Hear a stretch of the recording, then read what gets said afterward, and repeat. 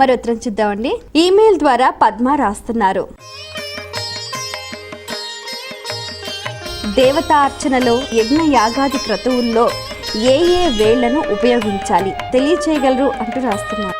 ఈ అనామిక అనేటటువంటిది, మధ్యమ అనేటటువంటిది, అంగుష్టము, ఈ మూడిటిని కలిపి ఈ ముద్రతోటి ఇలా వేయటం కాదు, ఇలా తిప్పి ఇలా వేస్తూ ఉండాలి.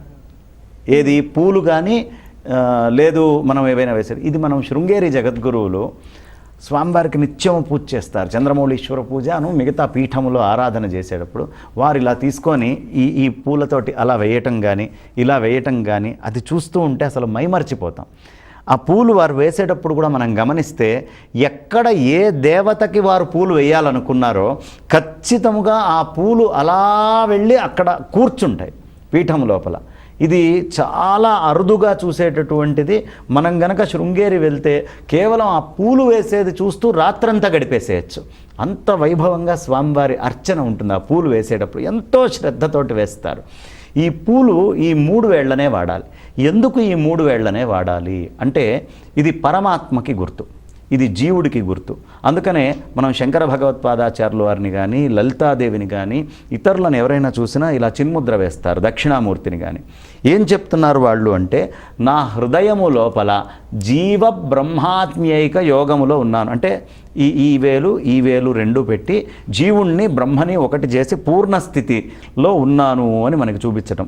అందుకనే చిన్ముద్రం ఆనందమూర్తిం. ఆయన ఎలా ఉన్నాడయ్యా దక్షిణామూర్తి అంటే, వృద్ధా శిష్య గురోర్యువ గురోస్తు మౌన వ్యాఖ్యానం శిష్యాస్తు చిన్న సంశయ. ఆయన మౌనంగా ఉన్నాడట. మరి మౌనంగా ఉంటే శిష్యులకి ఎలా వాళ్ళకు ఉన్నటువంటి ప్రశ్నలన్నీ సమాధానాలు వచ్చేసి పటాపంచలైపోయినాయి ప్రశ్నలు అంటే, ఇదే ఏమీ లేదు, ఇలా వేశారు. ఇది బ్రహ్మము వాడికి అర్థమైంది, ఇది జీవుడు అర్థమైంది, ఇది జీవ బ్రహ్మాత్మేకము, నీలో ఉన్న త్రిగుణాలని పక్కన పెట్టు, సత్వ రజస్ తమో గుణాలు మూడింటిని ఇలా పెట్టి చక్కగా కార్యక్రమాన్ని చేస్తారు.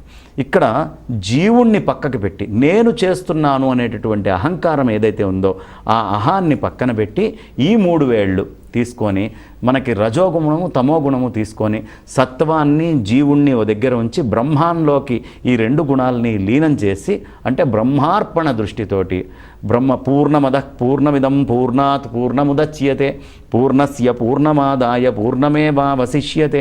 ఇక్కడ మనం కర్మాచరణ చేస్తున్నాము. నకర్మణా నఃప్రజయ అనేటటువంటి వాళ్ళు ఈ ముద్ర వేస్తారు, కర్మాచరణ చేసేటటువంటి వాళ్ళు ఈ ముద్ర వేస్తారు. కాబట్టి కర్మాచరణం చేస్తున్నారు కాబట్టి కర్మకి జీవుణ్ణి పక్కన పెట్టి నేను కాదు కాయేన వాచా మనసేంద్రియైర్వా బుద్ధ్యాత్మనావా ప్రకృతే స్వభావాత్ కరోమి యద్యత్ సకలం పరస్మై నారాయణాయేతి సమర్పయామి.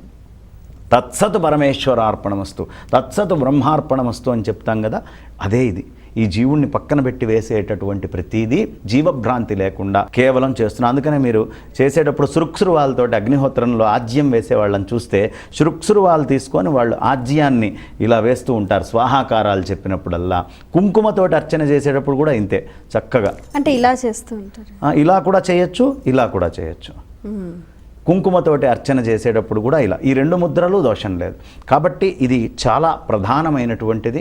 చక్కగా ఆ అమ్మవారికి అలా చేయటం వల్ల కుంకుమ పూజ యొక్క సంపూర్ణ ఫలం వస్తుంది. మిగతా దేవతలకి పూలు ఇలా వేయటం వల్ల సంపూర్ణ ఫలం వస్తుంది. యతీశ్వరులు పూజ చేసేటప్పుడు మాత్రం ఆ యతీశ్వరులు చేసేటటువంటి పూజా విధానం, వాళ్ళు పూలు పెట్టేటటువంటి విధానం చూస్తే కూడా మనకు అంత పుణ్యము వస్తుంది. కాబట్టి స్వామివారిని ఈ 3 వేళ్లతోటే అర్చించాలి. ఈ కార్యక్రమం నిజంగా భక్తి టీవీ అనేటటువంటిది చేయటం నాకు చాలా సంతృప్తినిస్తుంది. దీనికి కారణం ఏమిటి అంటే, ధర్మము అనేటటువంటిది ఖచ్చితంగా ప్రతి వాళ్ళకి తెలియాలి. ఈ ధర్మము అనేటటువంటిది ఆచరిస్తే ఏమవుతుంది, ఆచరించకపోతే ఏమవుతుంది. ఇప్పుడు మీరు తీసుకున్నటువంటి ఈ సూత్రాలన్నిటికీ మూలము ధర్మమే కదా, ధర్మ ప్రాతిపదికనే కదా మనం ధర్మ సందేహాలు చేస్తోంది.